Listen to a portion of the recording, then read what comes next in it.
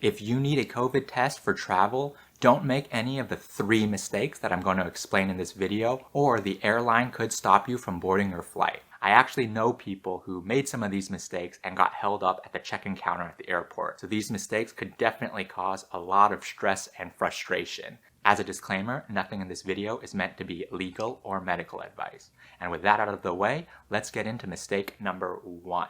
And that is getting a COVID test, but not getting the correct documentation. Well, a lot of places have free COVID testing. When you go in and get your COVID test, they'll usually let you know your results by phone or by text message. There's also some places where you can go into a drugstore and get a free take-home COVID test.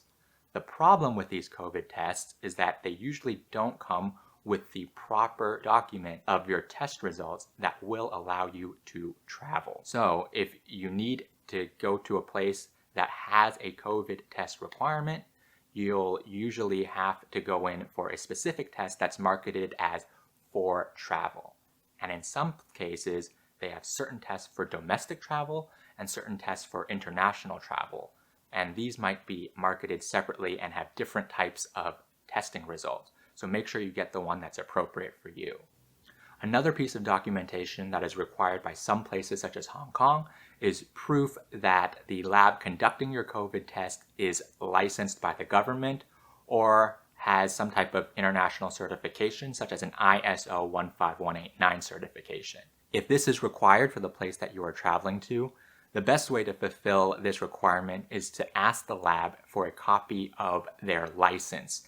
However, there is one place that you could run into issues, and I know someone who was actually held up at the airport because of this.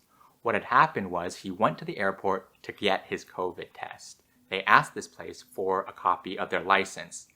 This place that collected his sample for the COVID test actually sent the sample to a third-party lab, and that lab actually conducted the test and issued the report. So when the check-in counter looked at the license and the testing results, the CLIA number, which is the license number for labs in the United States, did not match, and they did not want to let him onto the plane. So to be safe, if the place you are traveling to requires you to prove that the lab that conducted your COVID test is properly licensed, what you need to do is when you get your test results, double check that all of the information there matches all of the information on the license, and reach out and get all of the correct licenses for all of the companies involved. In lieu of getting a copy of the license, you might be able to get a list from your consulate or a government agency that can show that the lab where you got your COVID test is approved to do this type of testing. Hey, so as I was editing my video, I realized I forgot to mention that you need to make sure your test results are in the correct language, or you need to get them appropriately translated. Additionally, there are some places that want to see your test results printed out in color, so if you're printing it out at home, try to avoid printing out in black and white. Anyway, that's all I wanted to add, so on to the next mistake. Now let's move on to mistake number 2. And that is getting a test result with information that doesn't match your travel document. So what do I mean by this? Some countries, such as the United States, are relatively lax when it comes to checking for IDs and things like that. But some places are very, very strict. I actually know some people who ran into trouble at an airport check-in counter because the documentation that they got did not have their middle name. However, their passport does have their middle name. When I got a COVID test in the United States, I also ran into this issue where the COVID testing lab sent me a test result that did not include my middle name. Therefore, I had to contact them and get this added in.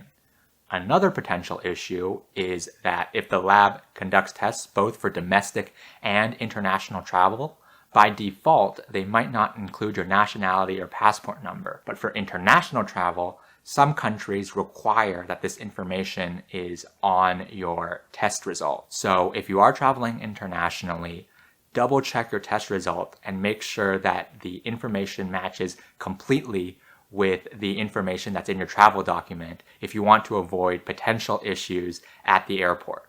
Now for the last mistake, and that is getting the wrong type of COVID test. So let's start with the antigen test. What these do is identify if the antigen, or a specific part of the virus, is inside of your body.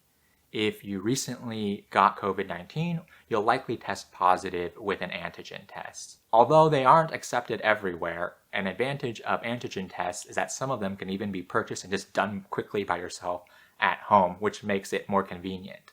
A common type of antigen test that's found in many places is the linear flow test. Now let's move on to the next type of COVID-19 test, which is the antibody test.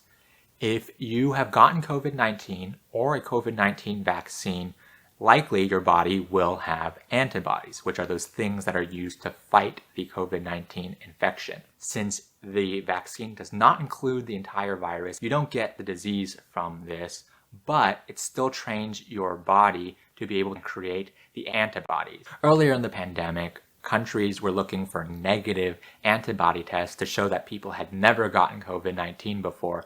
Now that many people have gotten vaccinated, antibody tests have generally fallen out of favor and are not really used.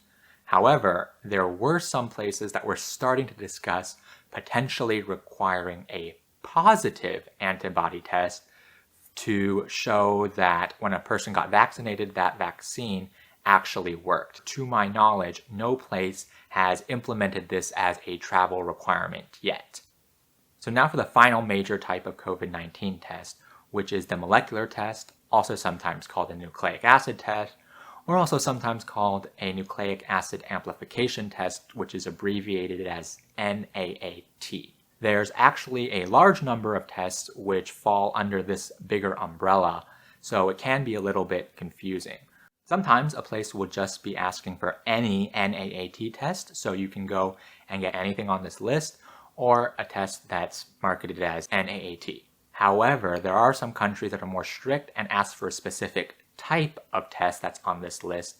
And the most common type of test that they'll ask for is the reverse transcriptase polymerase chain reaction test, or an RT-PCR test. Sometimes they just shrink that name down to polymerase chain reaction test or PCR test. If the place you're traveling to says you need a PCR test, you cannot get an NAAT test or a NEAR, TMA test, any of those tests at all.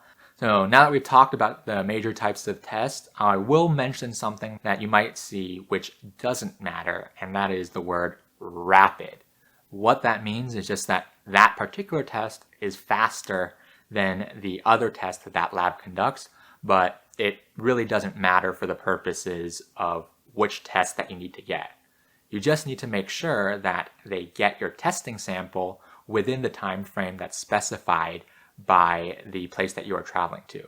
So sometimes that means within 72 hours before your departure. Another thing that usually doesn't matter is where they got the specimen from.